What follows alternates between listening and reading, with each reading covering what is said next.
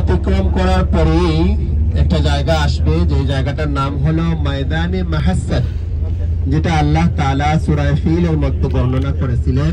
আব্রাহা নামক ব্যক্তি যে হস্তি বাহিনীকে নিয়ে আসছিল আল্লাহ তাআলার গড়টাকে ধ্বংস করে দেওয়ার জন্য, আর আল্লাহ তাআলা আবাবিল নামক পাখির দ্বারা সেই হস্তি বাহিনীকে ধ্বংস করে দিয়েছিলেন।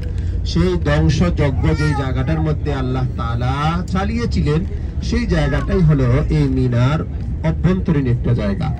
এখানেই আল্লাহ তাআলা তাদেরকে একদম ছিন্ন বিচ্ছিন্ন করে দিয়েছিলেন, আর এটাই এখন ময়দানে মাহাসসার হিসাবে পরিচিত আছে। আল্লাহর রাসূল বলেন, আল্লাহ তাআলার গজব যে সমস্ত জায়গার মধ্যে হয়েছে, সেই সমস্ত জায়গা থেকে তোমরা দ্রুত অতিক্রম করো। এই স্টেশন পার হওয়ার পরে আপনারা ডান দিকে তাকালে সেই জায়গাটা দেখতে পাবেন। ওই জায়গার পরে আরো একটা জায়গা আসবে, যেটার নাম হলো মাযবাহ ইসমাঈল আলাইহিস সালাতু ওয়াস সালাম। ইসমাঈল আলাইহিস সালাতু ওয়াস সালাম কে আল্লাহ তাআলা কুরবানি করার জন্য ওনার বাবা যে নিয়ে আসছিলেন যে জায়গার মধ্যে, সেই জায়গাটা চিহ্নিত হয়ে আছে এখনো।